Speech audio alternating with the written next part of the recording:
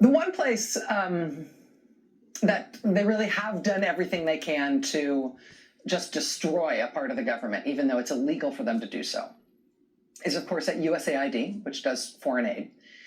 And there's different arguments about this. I think presumably they started there and they went for their most radical action there because they figured that Americans wouldn't care, because they figured that this was not going to be an issue that Americans thought was an important thing. This is something that, only Beltway elites would care about, and their voters, people in the heartland, they definitely wouldn't care because obviously it has nothing to do with them. How's that working out? Here's News Channel 12, KWCH in Wichita, Kansas. The Kansas Farmers Union warns that disruptions to this program could eliminate an entire market for Kansas farmers. The initiative sends excess crops like wheat and sorghum to food insecure regions worldwide. It'll certainly be an economic hit to Kansas farmers. USAID purchases about $2 billion worth of commodities that are grown not just here in Kansas, but across the country every year. Kansas farmers freaking out about this because where do you think American food aid comes from? Does it come from Mars? No, we do not occupy Mars. No, American food aid largely comes from a place called America, where Americans live.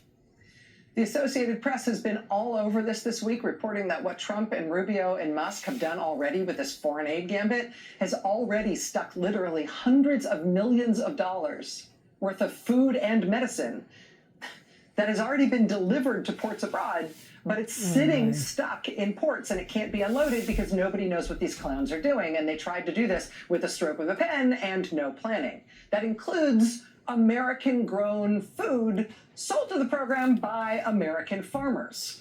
Kansas Republican Senator Jerry Moran among those freaking out about the perishable American-grown food that is now sitting there to rot, with all the American farmers and contractors who supply these programs being told, how great it is that Elon's feeding this part of the U.S. government to the wood chipper, and shouldn't we all be cheering that?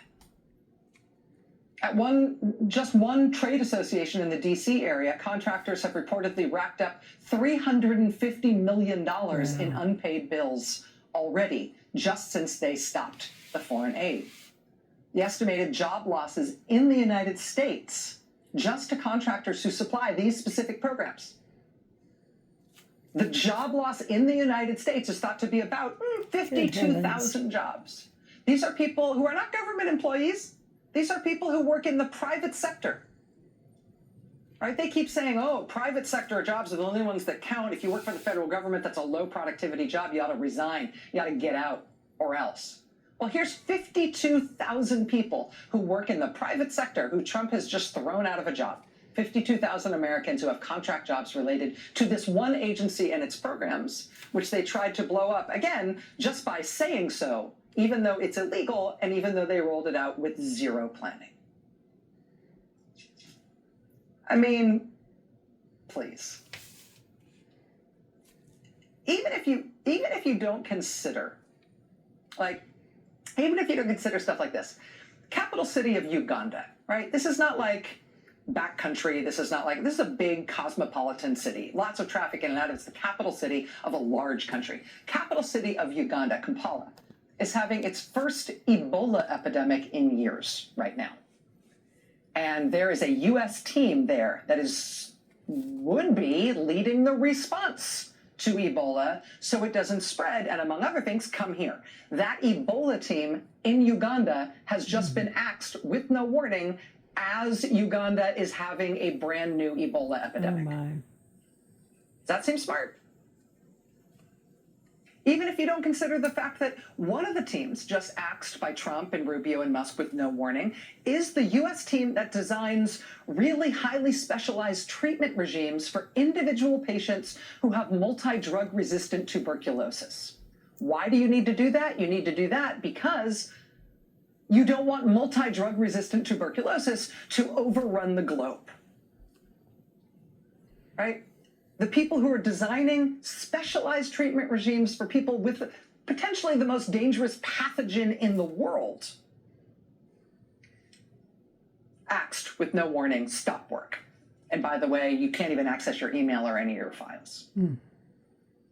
Do you think that makes the people who actively have multi-drug resistant tuberculosis right now somehow magically stop work on that too?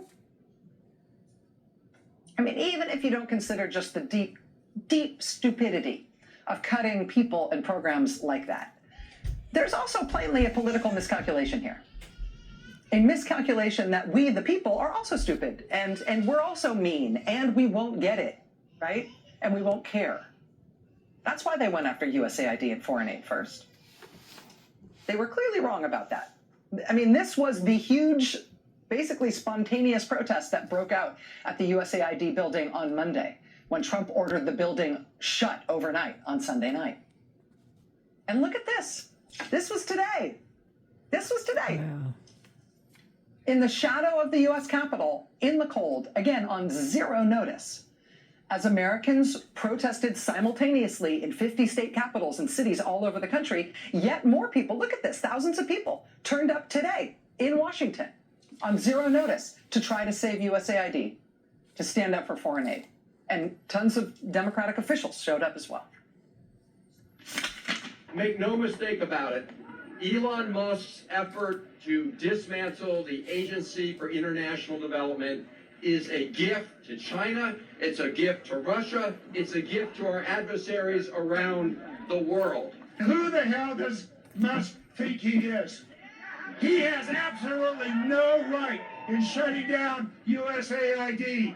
We cannot allow that. We've got to take to the streets, we've got to take to the rallies, we've got to fight back, and we must resist every motion, every action by Musk and Trump to shut down this government.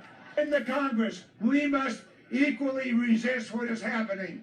We cannot let it go on. We must resist. It's about we time must be you in the reacted. streets. We must take every possible action to stop what is happening. Don't just show up here. They're not choosing. I was at community health centers today in Virginia. They're getting shut down in red parts of the state and blue parts of the state. We're only going to break this when we have Republicans willing to stand up as well. Put the pressure not just on us, but on everyone, every elected official level. That's the only way we're going to win this.